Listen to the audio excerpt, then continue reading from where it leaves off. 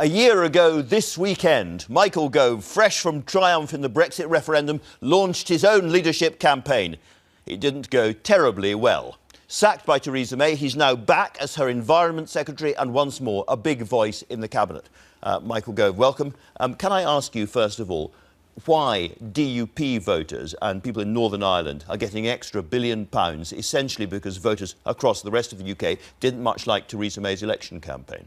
Well, I don't think that's an entirely fair characterisation, Andrew. Completely fair. What's unfair about it? Well, I think the reason why we're investing in Northern Ireland, and it's not just DUP voters, it's all the people in Northern Ireland who are receiving this additional investment, is because there are some unique problems that flow from the Northern Ireland Troubles. As has been pointed out, everything from the mental health to the infrastructure of the province needs additional investment, and the investment has been welcomed by Labour politicians as well as by politicians in Northern Ireland outside the DUP. And this was an extraordinary, blazing discovery suddenly made after you'd lost your overall majority.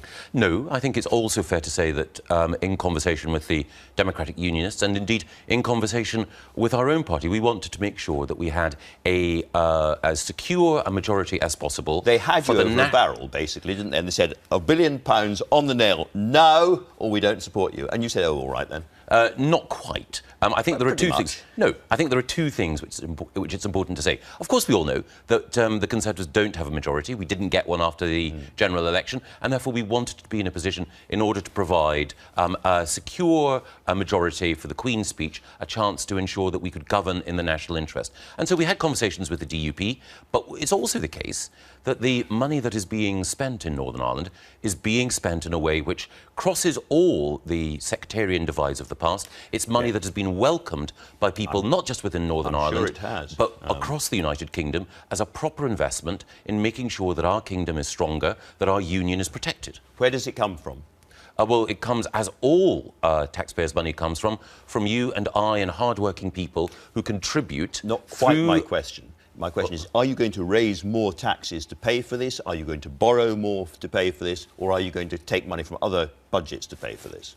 Well, the Chancellor quite rightly prioritises making sure that when we have parts of the country which have suffered over the past... This is not an answer. You know that, and I do too. Well, yes, but your question is predicated on the money's got to come from somewhere. Yes, it has, and it comes, as all taxpayers' money comes from hard-working people across this country. So it's not just that the Northern Irish get an extra £1 billion.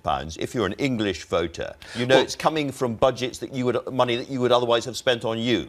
So you lose money and they get it. But you assume that when it comes to public spending, that it is somehow a zero-sum game in which you set individual against individual. What we want to do is to make sure that the United Kingdom altogether is stronger. And by making sure that we invest, not just in Northern Ireland, but also as part of this arrangement, we're also ensuring that pensioners are protected, the triple lock is there. We're also making sure that the winter fuel payment that all pensioners receive is also in place. It is the case that as a result of this deal, people across the United Kingdom benefit. Let me ask you in a little bit more detail about that, because this is money that has come presumably from current budgets and is going to go to Northern Ireland. And the problem with it is, from now on, every single time somebody asks for money for teachers or nurses or housing, whatever it might be, and the government says, there is no magic money tree, they say, oh, yes, there is. We've just seen it in Northern Ireland. Well, that argument can always be made. You can always say, well, you found money for priority X, you can find money for priority Y. I don't think anyone, including the Labour Party, argues that we shouldn't invest in Northern Ireland and that we shouldn't also ensure that those people who've paid throughout their lives into the welfare state also receive those benefits. It's a bit more than X and Y. It's you can't find money for this, that or the other that the public want. But when it's the jobs of the Cabinet, when it's your job, when it's Theresa May's job, when it's keeping you secure in your Cabinet seats, bingo, suddenly £1 billion is able to be found. No, I think that there is only one way in which we could have a secure government in this country. That's with Theresa May as Prime Minister. And it's also the case that in order to ensure that we have a secure and stable government over the course of the next 5 years, that we talked to parties in the House. The DUP were prepared to support the Conservatives on a confidence and supply basis.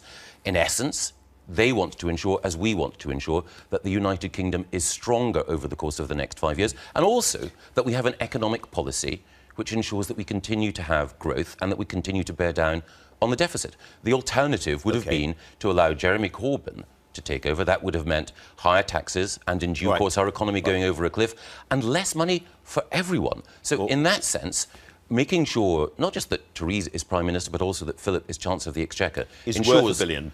It ensures that we can continue to pursue the policies which are generating growth and bearing down on the deficit.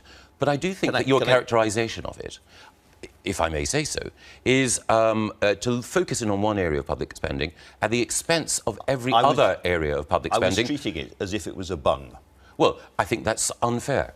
I think that's unfair to the people of Northern Ireland, and I think it's also unfair to the way in which, during this negotiation, decisions were taken in the interests of everyone in the United Kingdom. And the question I have to ask is, of course we spend more money on different parts of the United Kingdom. We spend more money on Scotland. We spend more money on Wales. But we spend more money on the north of England. They don't get any more as a result of this deal, do they? No, but in the past, it has been the case that we have deliberately ensured that those parts of the United Kingdom that have additional needs are supported more generously. And I don't think anyone could say that the legacy of the Troubles is anything other than a melancholy one. We want to ensure that Northern Ireland and all its communities can emerge from that process stronger. Now and one of the criticisms... You've just said... No, just a second. Okay. Bung is the implication is... It's a pejorative word. I meant it pejoratively. It is a bit, of course, yes. It is. Yeah. But it implies that this money is somehow going to the DUP on their own, as though it were a partisan deal. It's not. It's about strengthening the whole United Kingdom and helping people in one of its most vulnerable areas. Let's just reflect a little bit more on the sheer oddness of all of this. You have just lauded the fact that the triple lock is now going to be safe. The triple lock was only threatened because it was in your manifesto to threaten it. And therefore you have been rolled over, and you're saying, "Yay, we've been rolled over."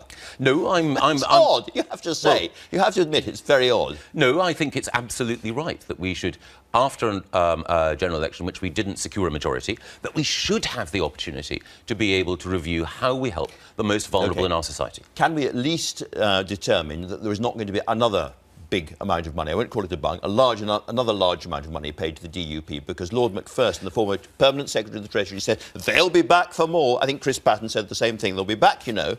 Well, first of all, it was Sir Nicholas Macpherson, not Lord Macpherson. And secondly, the money doesn't go to the DUP. As I've pointed out, it goes to their voters. It goes to their voters who then support them. It also goes to Sinn Féin voters and SDLP voters and Alliance voters. Right. It goes to the people of Northern Ireland. Now, I think that there is a tendency, which some fall prey to, which I know that you don't, Andrew, to somehow suggest that the people of Northern Ireland don't deserve this money and that the DUP are somehow... It's just that I think a lot of people out there say, yes, and so do I. Across Shropshire and Perthshire and parts of Wales, people say, yes, they do deserve it, and so do I. But I don't get it because I can't hold the Conservative Party to ransom.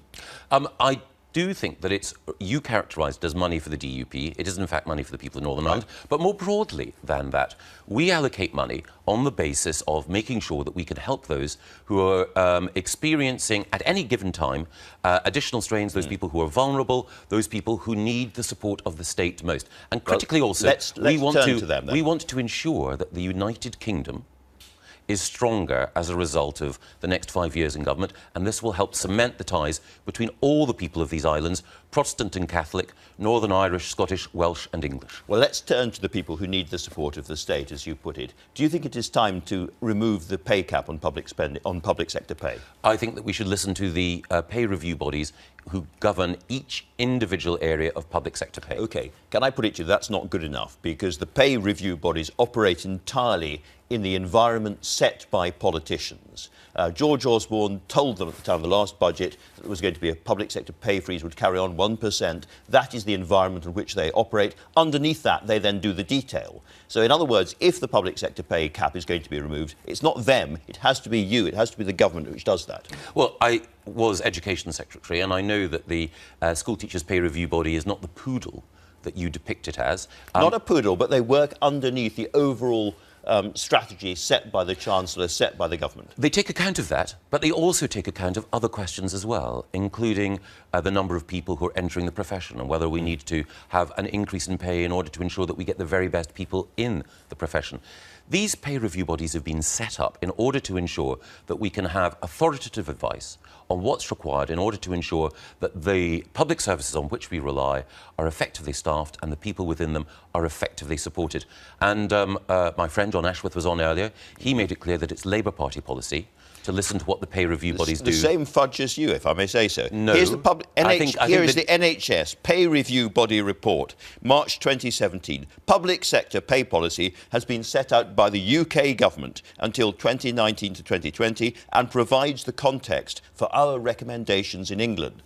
So I ask you again, as Micheal Gove, as an individual man sitting there, would you like to see the public pay cap removed? I think we should respect the integrity of that process. I'm not an individual. I am a member of the government and a member of a collective team. And the collective view of government policy, which helpfully was endorsed by the Labour Party spokesman John earlier, is that we should respect the integrity of the process. Well, one of the things about government is that you don't exercise your views on the basis of whim. You've written a brilliant article in the Sunday Times today making it clear that sometimes you have to suppress your own views, Andrew. Will get you nowhere at all. You sometimes have to suppress your own views. Yeah. I sometimes might suppress mine in order to ensure that we can operate successfully as a collective team. I do understand that, but you mentioned a moment ago that you were Education Secretary. Justine Greening, your successor, is now asking for an extra £1 billion to ensure that in terms of per capita student funding, the funding goes up. The per capita figure. Is she right to do that?